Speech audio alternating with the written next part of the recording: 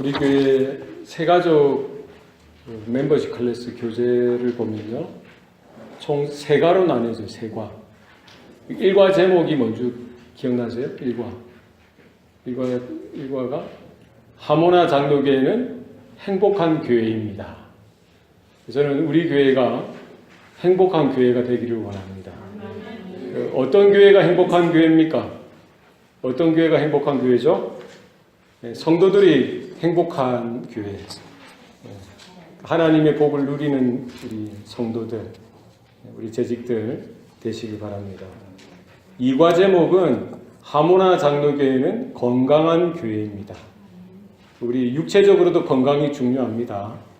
우리 몸이 건강한 거 중요한데, 마찬가지로 우리 신앙이 건강해야 돼요. 우리 믿음이 건강해야 됩니다. 성도들이 건강하고 교회가 건강해야 돼요. 건강한 교회. 그래서 우리 교회는 행복한 교회가 되어지고 또 건강한 교회가 되어야 합니다. 그러기 위해서는 우리 성도들이 건강하셔야 돼요. 성도들이 어떻게 하면 건강합니까? 우리의 믿음이, 우리의 신앙이 건강하셔야 됩니다. 그래서 신앙도 병들 수가 있어요. 우리의 믿음도 이렇게 나약해지고 쇠퇴해질 수 있습니다. 우리 육신처럼. 그래서 우리가 건강한지, 우리의 영성, 우리의 믿음이 안전한지, 안녕한지 늘 말씀으로 비추어 보고 또 우리의 내면을 살피고 또 하나님 앞에서 내가 어떻게 서 있는지 늘 발견할 수 있어야 됩니다.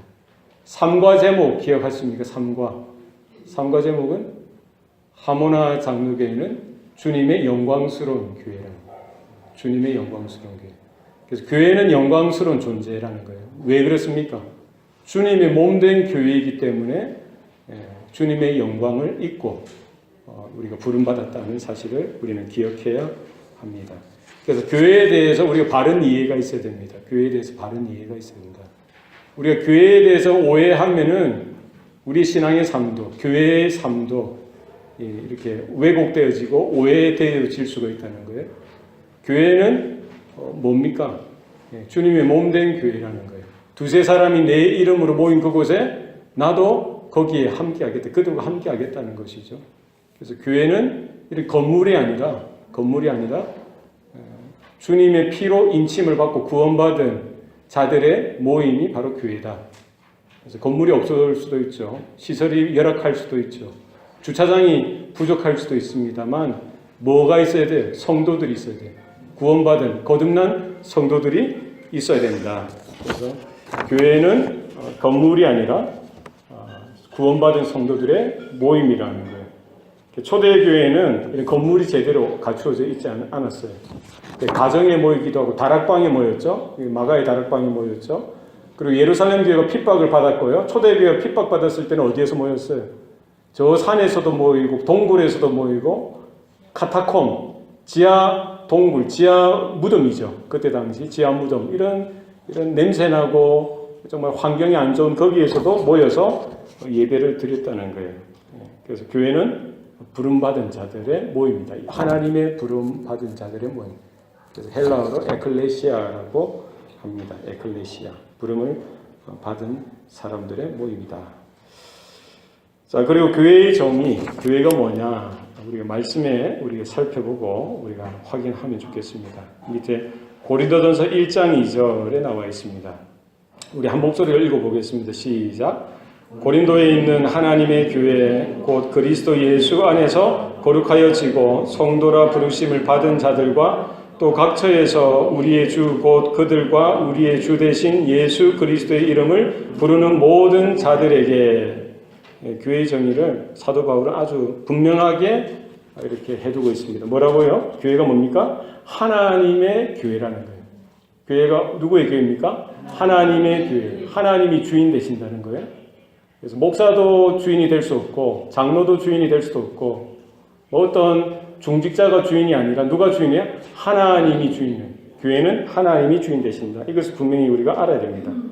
그래서 고린도에 있는 교회도 마찬가지고 한국에 있는 한국 교회도 마찬가지고 미국에 있는 미국 교회도 마찬가지고 누가 주인입니까? 하나님이 주인입니다.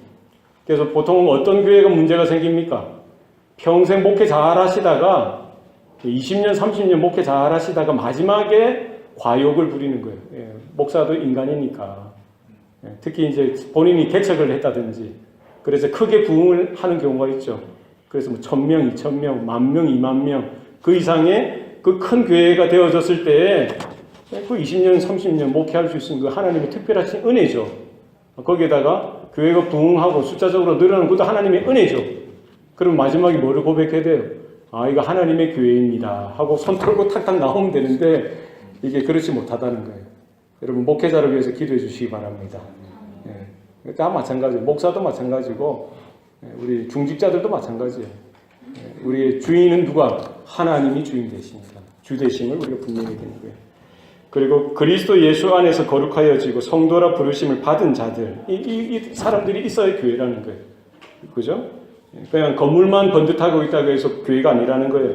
예수 안에서 거룩하여지고 성도라 부르심을 받은 자들이 교회다. 여러분 기억하시기 바랍니다. 그래서 그들이 누구를 부르는 거야?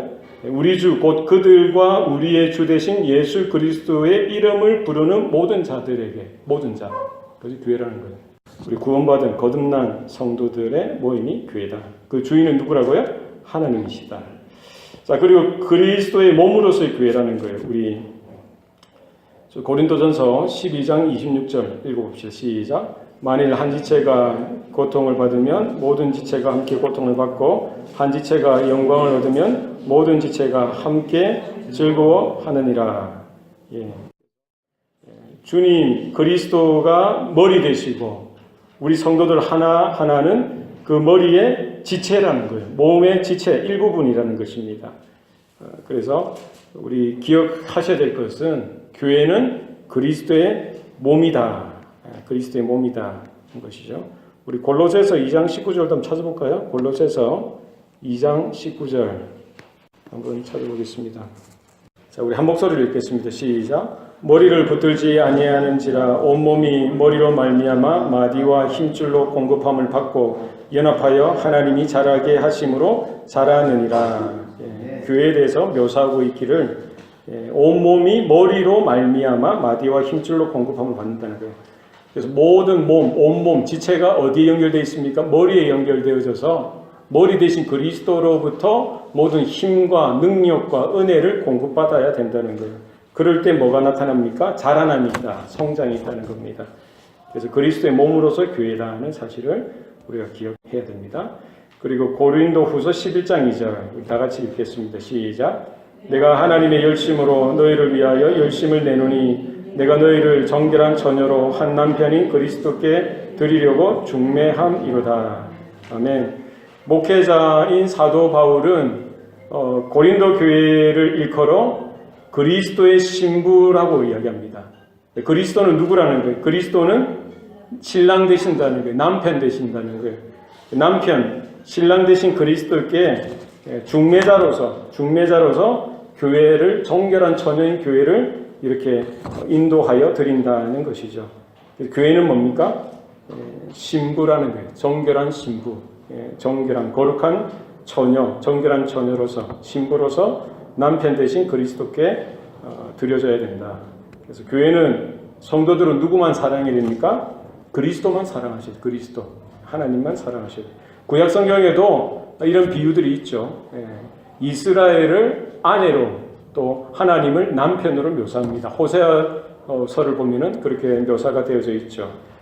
우리가 하나님과의 관계, 교회와 그리스도와의 관계를 우리가 이렇게 확인할 수가 있습니다. 자, 갈라디아서 3장 29절 다 같이 읽겠습니다. 시작. 너희가 그리스도의 것이면 곧 아브라함의 자손이요 약속대로 유업을 이을 자니라. 아멘. 누구의 것이라고요? 그리스도의 것, 그리스도의 소유, 그리스도의 상속자, 하나님의 상속자로서의 교회라는 거예요. 아브라함에게 약속하시고 이삭에게 약속하시고 야곱에게 약속하셨던 그 언약대로 신약교회가 바로 그 하나님의 기업의 상속을 받는 자로서 하나님의 상속자로서 교회라는 거예요. 그래서 하나님 나라를 유산으로 우리에게 허락하여 주신다. 그리스도의 소유다. 그리스도의 것이다. 하는 것이죠. 자, 그 다음에 베드로전서 2장 9절 우리 한번 다 같이 읽겠습니다. 시작. 그러나 너희는 택하신 족속이요 왕같은 제사장들이요 거룩한 나라요 그의 소유가 된 백성이니 이는 너희를 어두운 데서 불러내어 그의 기이한 빛에 들어가게 하신 이의 아름다운 덕을 선포하게 하려 하심이라. 아멘. 교회에 대해서 분명히 묘사하고 있습니다. 교회는 누구라는 거예요? 택하신 족속. 누가 택했습니까? 하나님이 선택한 백성이라는 거예요. 그리고 왕같은 제사장이라는 거예요. 거룩한 나라, 하나님의 소유가 된 백성이다. 교회는 결국 소유권이 중요합니다. 소유권. 우리 성도들도 마찬가지죠. 소유권이 중요합니다.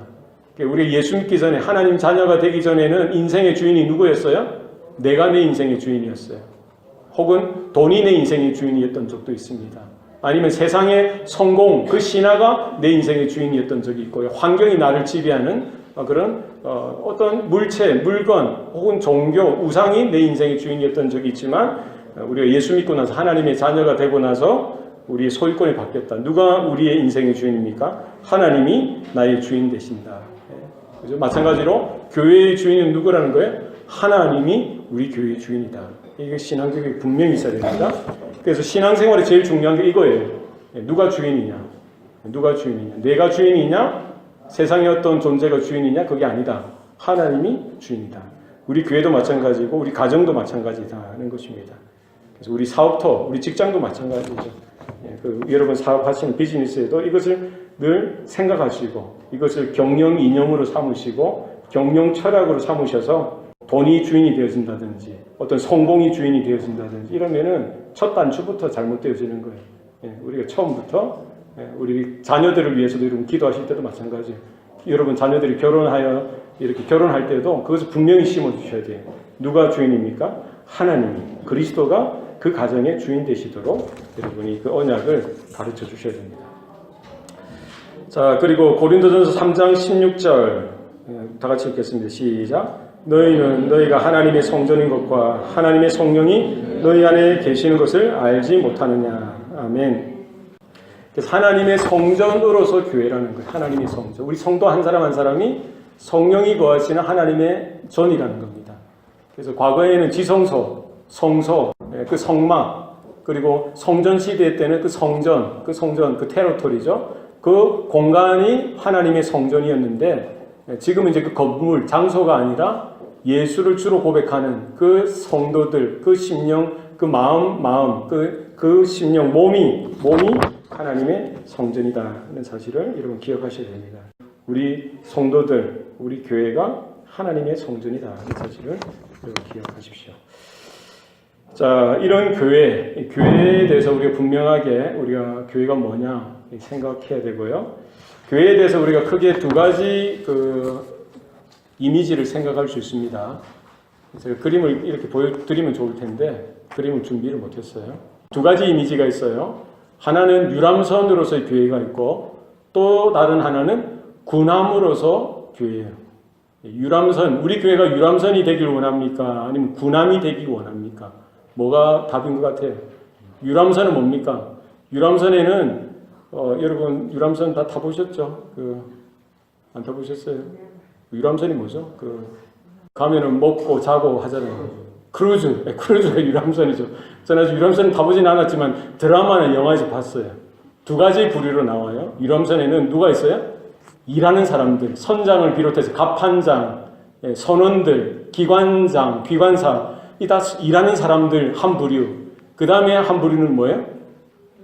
노는 부류. 가서 마시고 먹고 쉬고 휴양하고. 그래서 유람선으로서의 교회는 딱 두 부류예요. 일하는 사람은 일하고 그냥 아유 좋다 편하게 교회 와서 대접받고 휴식하고 영적으로 공급받고 그렇게만 하고 그냥 떠나는 이 두 부류가 있는 교회가 유람선으로서의 교회라는 거예요.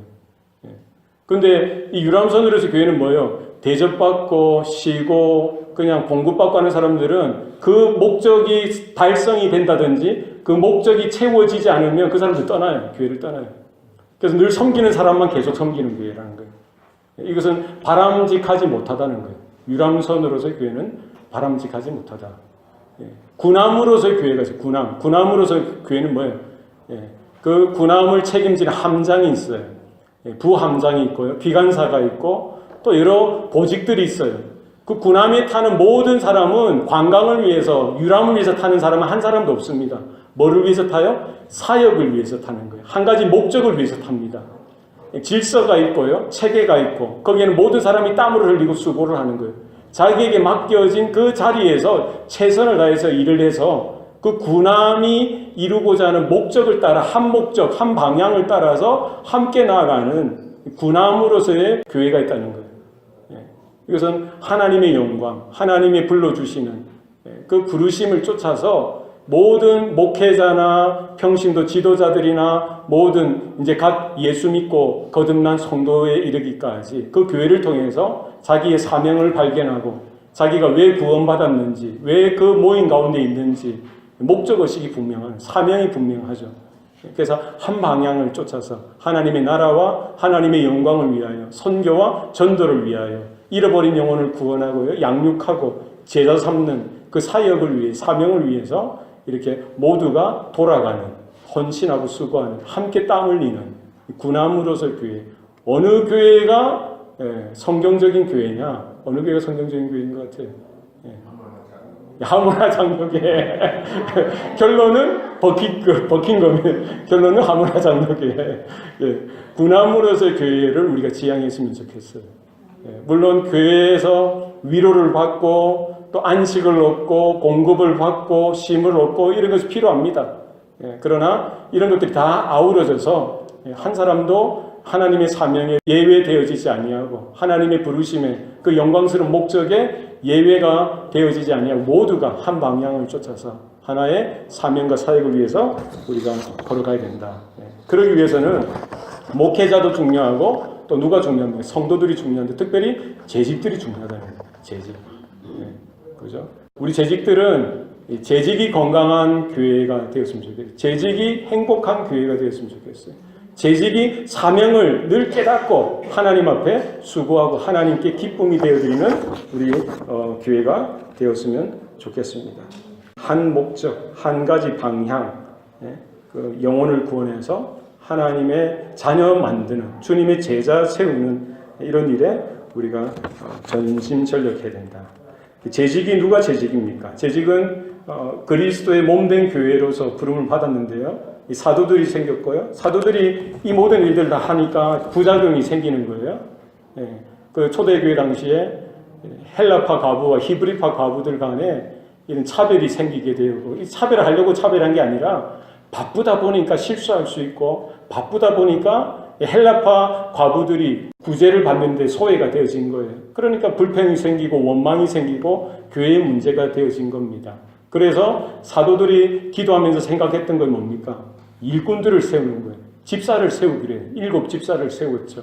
그래서 사도들은 뭐에만 전심전력하는 거예요? 말씀과 기도에만 전무하고 나머지 교회의 행정이나 이런 일들을 이제 재직들, 집사를 세우고 일꾼들을 세워서 그 일을 나누도록 했던 것입니다.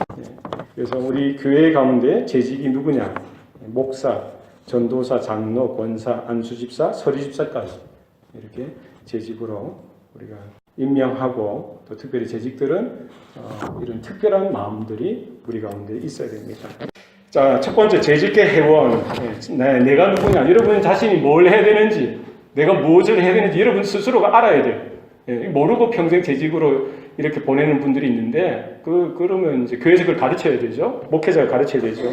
재직회 회원. 재직회를 참석하지 않고서는 재직의 의무를 감당할 수가 있다, 없다? 없다.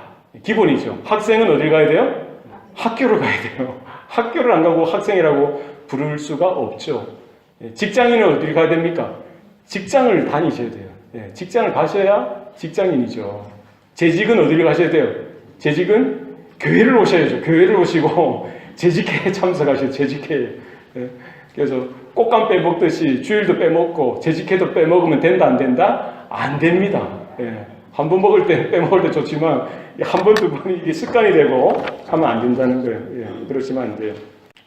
올 한 해 재직회를 몇 번 하시는지 아세요? 한 해 재직회 몇 번 하더라? 여기 보시면 다 답이 앞에 나와 있습니다. 몇 번 해요? 4번. 이 4번 다 참석하세요. 여러분 여기 뭐 대부분 다 참석하시는데 꼭 참여 안 하시는 분들이 이 자리에 없어서 참 이게 문제가 되는 거예요. 나중에 알려주세요. 전파하세요. 재직회는 꼭 참석하자. 재직회 참석하시고요. 주일날 예배도 공적인 예배, 여러분 공적인 예배 이거는 성도면은 다 예배를 드려야 되는 거예요. 이거는 뭐 특별한 의무잖아요. 거룩한 의무인데 재직은 오죽하겠습니까? 여러분이 생각하셔서 공적인 예배 여러분 빼먹지 마시고 여러분 재직들의 일반 성도들의 모범이 되셔야 된다는 사실을 꼭 기억해 주셨으면 좋겠습니다. 그리고 재직으로서 예의를 좀 지키셔야 돼요. 재직으로서 예의. 목사도 마찬가지고 우리 모든 재직으로서 예의를 지켜야 된다. 재직회를 하다 보면 또 우리 뭐 전도의 원래도 마찬가지겠죠. 아니면 성도들하고 이렇게 일을 하면서 사역을 하면서 이렇게 하다 보면은 의견이 달라서 부딪히는 경우가 있다 없다? 있다. 그때 어떻게 됩니까? 좀 교양 있게 좀 하세요. 교양 있게. 목소리를 좀 낮추시고 점잖게 하셔야 돼요. 예. 저는 깜짝 놀랄 때가 있어요. 예. 저는 깜짝 놀랄 때가 있어요. 예. 목사가 좀 안 놀랄 수 있도록 여러분 좀 힘을 써 주시기 바랍니다. 예. 예. 뭐가 옳으냐, 뭐가 바르냐, 이것도 중요하겠지만, 교회가 이 뭐 그릇 깨지는 소리처럼, 예. 이런 잡음이 생기고, 이런 소리가 좀 안 들렸으면 좋겠어요. 예. 좀 기도하는 소리가 들리고요. 사랑한다는 고백 소리, 좀 위로하고 격려하는 소리가, 칭찬하는 소리가 좀 크면은 뭐, 그거는 어떡하겠어요? 그건 괜찮죠. 그러나, 의견이 대립되어져 가지고, 이거 죽을 일 살 일도 아닌데, 거기에 대해서 막 핏대를 세우고 하는 거, 이거는 학교, 초등학교, 여러분 자녀들도 학교에 가서 많이 그렇게 생활한다고 해보세요. 여러분 편안하시겠어요? 여러분 자녀들이 집에서 엄마 아빠가 있는데 애들끼리 막 뭐가 옳으니 치르니 치고받고 막 언성 높이면서 얼굴 색깔이 바뀌면서 이렇게 해보세요. 좋겠냐고요. 그건 바른 거 아니에요. 그건 신앙을 떠나서 사람으로서 여러분 신사요 숙녀로서 좀 매너를 지키자. 점잖하게 하실 수 있어요. 뭐든지. 인상 안 쓰고 목소리 안 높여도 충분히 다 말할 수 있고 들을 수 있고 이해할 수 있는 수준이 됩니다. 목사님, 사랑합니다. 예. 됩니다. 예. 빨리 넘어가자는 소리인 줄 알고 제가 넘어가도록 하겠습니다. 예. 그래서 의견이 다를 수 있죠. 다른 것은 틀린 게 아니다. 저 사람이 다를 수 있구나. 이렇게 이해하시고 또 참아주시고 인내하시고 기다려주시고 하시면 될 것 같아요. 제가 올 한 해 여기에 대해서 이제 말씀을 안 드리겠습니다. 그럴 수 있도록 우리가 좀 재직들이 솔선수범을 해주시면 좋겠다는 사실입니다. 하나님께서 솔로몬에게 두 가지를 주셨어요. 그 두 가지가 뭐예요? 지혜와 넓은 마음을 주셨다. 그래서 우리 신앙생활에 있어서 믿음 가운데 지혜, 하나님의 지혜가 필요합니다. 똑똑함이 필요해요. 슬기로운 지혜가 필요합니다. 뿐만 아니라 넓은 마음이 필요한 거예요. 포용하실 수 있어요. 넓은 마음. 여러분이 넓은 마음의 소유자가 되시기 바랍니다. 자, 두 번째는 헌금 생활. 재직의 직무 중에 아주 중요한 직무가 교회 재정에 대한 직무입니다. 재직은 헌금에 대한 바른 정신을 가져야 된다. 그래서 뭐가 있어야 됩니까? 헌금 생활 여러분 잘 하셔야 돼요. 이것은 뭐 목사가 보든 안 보든 챙기든 안 챙기든 저는 성도들이 헌금 얼마 하는지 모릅니다. 여러분이 11조 얼마 하는지 저는 몰라요. 여러분이 뭐 감사금 얼마 하는지 저는 모릅니다. 명단만 알지 저는 헌금 누가 얼마 하는지 모릅니다. 저는 알기 싫어요. 그러나 하나님은 여러분의 처지를 아시죠. 여러분의 형편을 아십니다. 그래서 여러분이 11조 하는 것 이거 기본이에요. 재직들의 기본입니다. 10개를 받았으면 10분의 1을 드리는데 어떤 것을 드려야 되는 거예요? 10개를 우리가 하나님이 주셨어요? 10개 중에 뭐를 드려야 되는 거예요? 하나를 드리는데 그냥 10분의 1이 아니에요. 그 10분의 1이 뭡니까? 10개 중에 가장 먼저 된 것. 잘 기억하세요. 10개 중에 9개 빼고 나머지 하나 혹은 그 10개 중에 아무거나 하나 집어서 드리는 게 아니라 그 10개를 받았으면 10개 중에 뭐를 드려요? 제일 첫 번째 것. 제일 첫 번째 걸 드린다는 마음으로 드리셔야 돼요. 아시겠어요? 그러니까 하나님께서 주셨습니까? 제일 첫 번째 걸 드리셔야 돼요. 구약의 그 성경이 뭐예요? 하나님은 모든 소산의 맞이. 모든 소산의 첫 번째 되는 것은 누구의 것이라고요? 하나님의 것이라고 했어요. 여러분 신앙의 우선순위라는 거예요. 사실 여러분이 드리고 안 드리고 하나님은 상관없으세요. 드릴 수도 안 드릴 수도. 그러나 뭡니까? 이 물질, 헌금 생활을 통해서 물질, 돈이 내 인생의 주인이 아니라 이 돈을 나에게 주신 나의 환경을 주시고 건강을 주시고 생명을 주시고 형편을 허락해 주신 하나님이 나의 주인이라는 거예요. 그래서 하나님이 나에게 주셨으면 그 10개 중에서 첫 번째 것을 드린다는 마음으로 여러분 11조 생활을 하셔야 됩니다. 그래서 여러분이 마음에 생각하셔서 여러분이 하나님과의 관계에 있어서 여러분 생각하셔서 이렇게 생각하셔서 선택하시고 결단하셔서 여러분들 자신의 신앙생활을 위해서 이것을 하셔야 됩니다. 그리고 감사생활, 그리고 주일 헌금 이런 것들을 여러분이 보시고요. 이렇게 하시는 게 필요합니다. 자, 세 번째는 교회 관리자로서의 재직. 여러분이 뭡니까? 관리자라는 거예요. 매니저. 손님이 아니다. 여러분이 게스트나 비지터가 아니다. 따라합시다. 나는 교회의 주인이다. 조금 전에 하나님이 주인이라고 했는데 목사님 또 누가죠? 하나님은 신령상의 주인이에요. 신령상의 주인이고 여러분은 주체로서의 주인이라는 거예요. 교회의 주체로서의 주인은 성도, 세례받은 성도가 교회의 주체로서의 주인이에요. 목사는 뭐 행정상으로서의 주인이에요. 행정상, 행정적인 것 아시겠죠? 목사가 대표지 않습니까? 위임 목사는 그 교회의 대표라는 거예요. 행정상. 신령상의 주인이 뭐예요? 하나님. 그리고 교회의 모든 교회의 주체로서의 주인은 모든 세례받은 교회 성도들이 주인이다. 이 말은 여러분이 교회 관리자, 매니저라는 거예요. 매장에 누가 가장 먼저 나옵니까? 매니저가 제일 먼저. 이멀전시에 누가 가장 먼저 뛰어갑니까? 매니저가 뛰어가요. 가장 늦게 굳은 일도 누가 다 하는 거예요? 매니저가 다 올가나이즈하고 눈에 안 보이는데 다 챙기는 거예요. 매니저라는 거예요. 우리 재직들이 교회의 관리자, 매니저다는 사실을 기억하시기 바랍니다.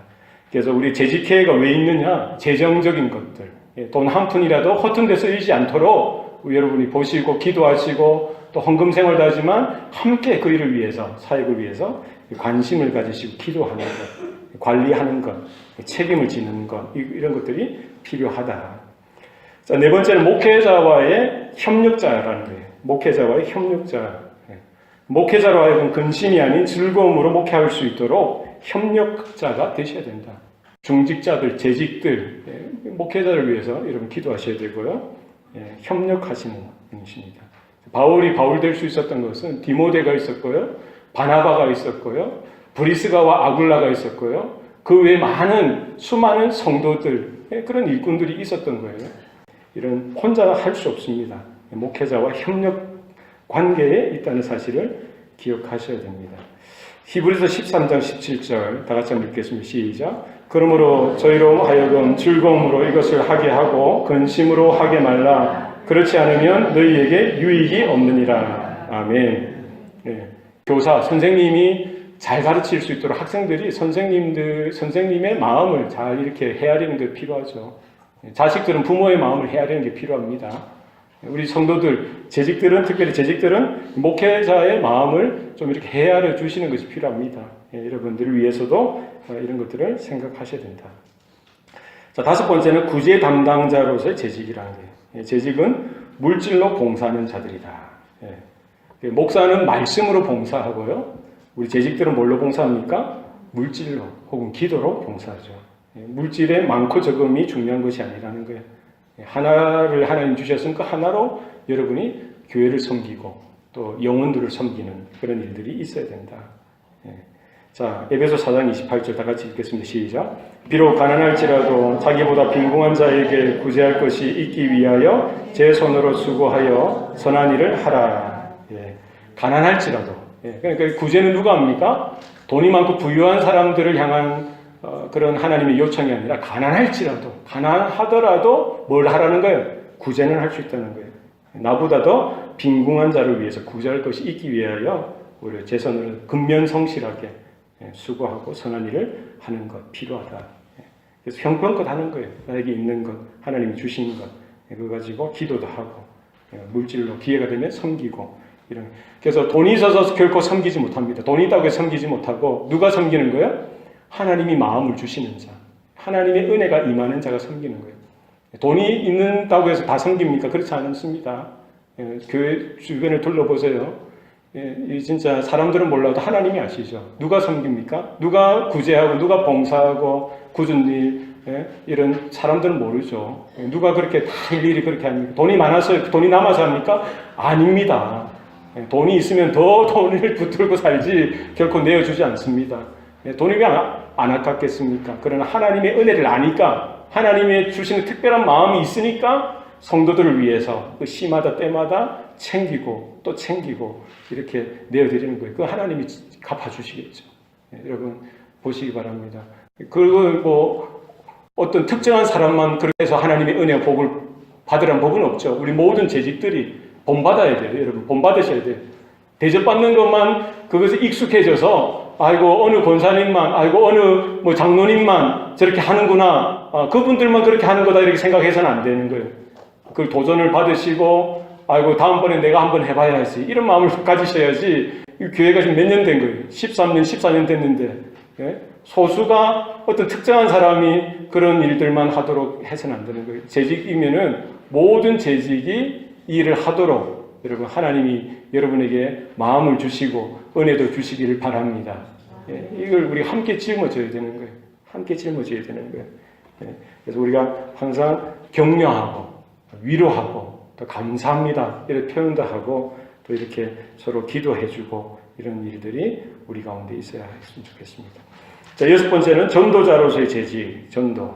여러 가지 뭐 사역들이 재직으로서 해야 될 일들이 많지만 빠지지 말고 빼먹지 말고 해야 되는 게 전도자로서의 재직이라는 거예요. 전도는 예수님의 가장 큰 명령이고요. 모든 그리스도인의 사명이다. 초대교회 유명한 전도자들 보세요.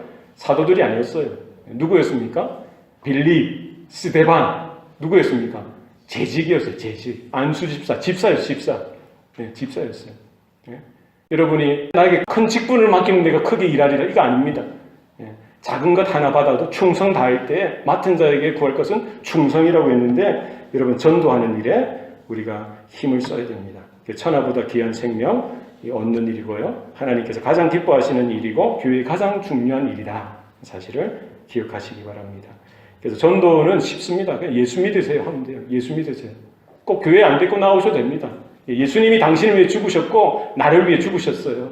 예수 믿으셔야 됩니다. 이 짧게라도 전하셔요. 교회 데리고 나오려니까 부담이 되시죠. 어디서든지 말씀하실 수 있잖아요. 예수 믿으십니까? 예수 믿으세요. 가까운 교회라도 나가세요. 안 되면 우리 교회라도 나오세요. 이렇게 말씀하실 수 있는 거예요. 전도하시고 전하시기 바랍니다. 기도하시고 전하실 때에 하나님께서 여러분의 입술을 또 삶을 사용해 주실 줄로 믿습니다. 자, 7번째, 봉사자로서의 재직. 봉사자. 재직은 봉사를 위해 하나님의 부르심을 받은 정직이다. 봉사할 때 항상 분명한 목표가 있어야 되는 거예요. 하나님 나라의 확장, 그리고 교회의 성장, 교회가 영적으로 자라나는 것, 우리 성도들이 영적으로 성장하고 자라나는 것, 그리스도의 장성한 분량에 이르기까지 이렇게 성숙해져 가는 일에 우리가 힘을 쏟아야 됩니다.